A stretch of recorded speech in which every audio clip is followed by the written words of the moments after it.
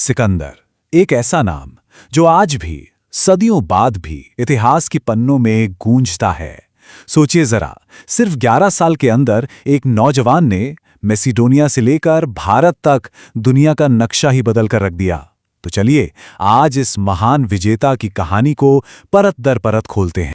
कहते हैं जिस दिन सिकंदर ने जन्म लिया, एक अजीब इत्तेफाक हुआ।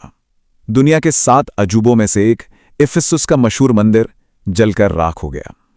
और तभी यह भविष्यवाणी की गई, एक ऐसी भविष्यवाणी जिसने एक बच्चे के जन्म को एक बहुत बड़े साम्राज्य के अंत से जोड़ दिया। तो सवाल यही उठता है कि आखिर कैसे एक राजकुमार ने इस भविष्यवाणी को सच कर दिखाया। देखिए, उसकी कहानी की शुरुआत ही कुछ ऐसी असाधारण घटनाओं से होती है जिनमें उसके महान भविष्य के इशारे छिपे थे। एक किस्सा है बुसेफलस का, एक शानदार जंगली घोड़ा जिसे राजा फिलिप के दरबार में लाया गया, लेकिन वो इतना बेकाबू था कि कोई उसे वश में नहीं कर पा रहा था। बड़े बड़े घुड़सवार आए, पर कोई भी उसकी पीठ पर टिक नहीं सका। वो किसी को अपने पास आने तक नहीं दे रहा था। जहां बड़े बड़े योद्धा हार मान चुके थे, वहां एक लड़के सिकंदर ने कुछ ऐसा देखा जो कोई और नहीं देख पाया। उसने समझा कि अरे, ये घोड़ा किसी इंसान से नहीं बल्कि जमीन पर बन रही अपनी ही परछाई से डर रहा है। और बस सिकंदर ने धीरे से घोड़े का मुंह सूरज की तरफ घुमाया और फिर बड़े प्यार से उसे सहलाया। इतनी सी समझदारी और वो बेकाबू घोड़ा जिंदगी भर के लिए उसका सबसे वफादार साथी बन गया। अब देखिए, सिकंदर की काबिलियत सिर्फ हिम्मत और ताकत तक ही सीमित नहीं थी। उसके पिता राजा फिलिप ये बात अच्छी तरह जानते थे। वो चाहते थे कि उनका बेटा सिर्फ एक योद्धा नहीं बल्कि एक बुद्धिमान शासक बने, और इसके लिए उन्होंने चुना उस दौर के सबसे महान दार्शनिक को, अरस्तू। अरस्तू ने सिकंदर को सिर्फ किताबें रटना नहीं सिखाया, नहीं, उन्होंने उसे राजनीति, विज्ञान और तर्क की कला सिखाई। और हां, होमर की इलियाड का जुनून तो अरस्तू ने ही सिकंदर के दिल में भरा था। कहते हैं वो किताब सिकंदर हमेशा अपने तकिए के नीचे रखकर सोता था। यही वो नींव थी जिस पर उसकी जीतों की शानदार इमारत खड़ी हुई। तो एक तरफ तो ये तैयारी चल रही थी, लेकिन फिर कहानी ने एक बहुत ही नाटकीय मोड़ लिया। सिकंदर को अचानक अपने पिता की छाया से निकलकर सिंहासन पर बैठना पड़ा, और ये बदलाव बहुत ही अचानक और खूनी था।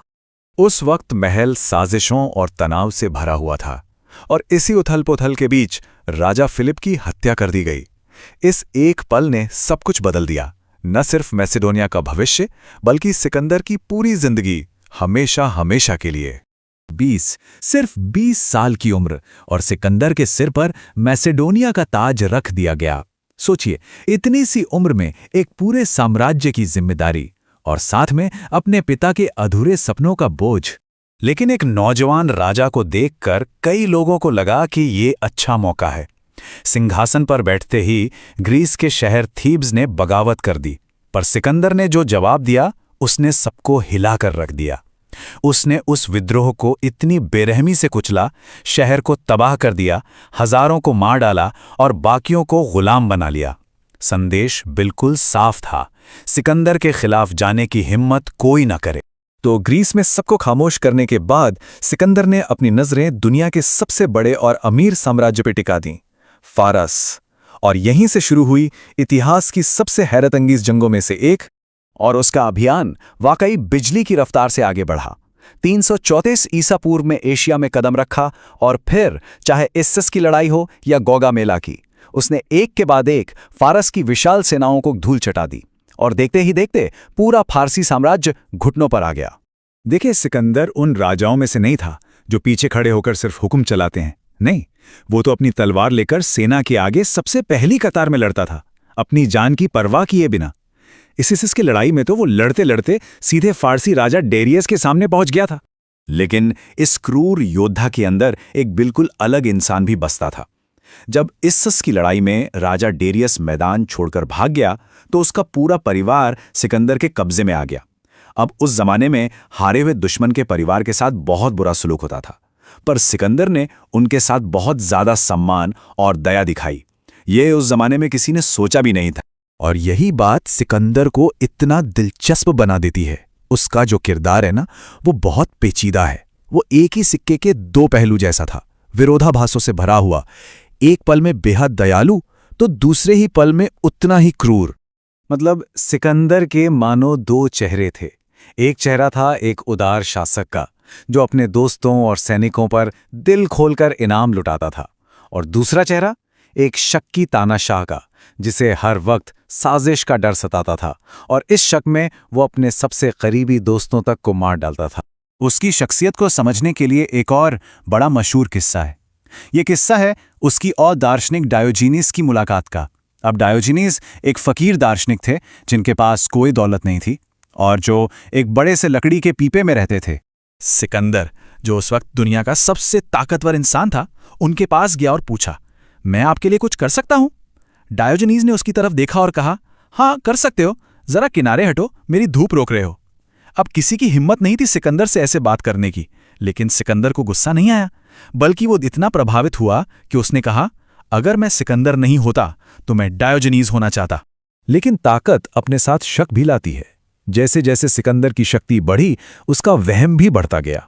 उसने अपने एक बहुत काबिल कमांडर फिलोटस को सिर्फ एक साजिश के शक में मौत के घाट उतार दिया। और इससे भी बुरा, एक बार शराब के नशे में एक बहस के दौरान उसने अपने दोस्त क्लीटस की हत्या कर दी। ये वही क्लीटस था जिसने कभी एक जंग में अपनी जान पर खेलकर सिकंदर की जान बचाई थी।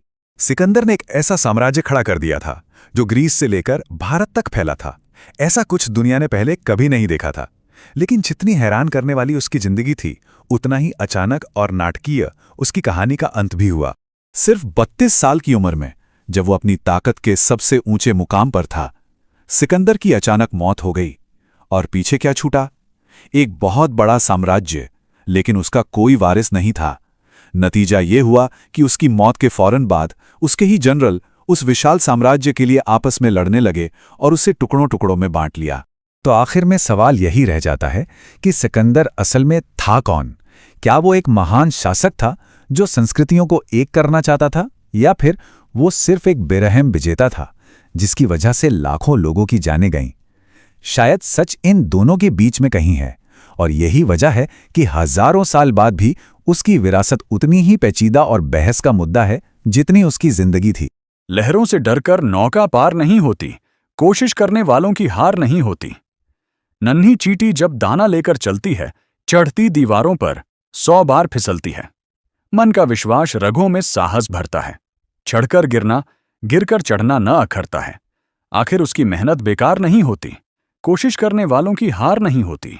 डुबकियां सिंधु में गोताखोर लगाता है, जा जाकर खाली हाथ लौट कर आता है, मिलते नहीं।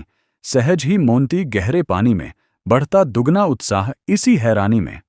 मुट्ठी उसकी खाली हर बार नहीं होती। कोशिश करने वालों की हार नहीं होती।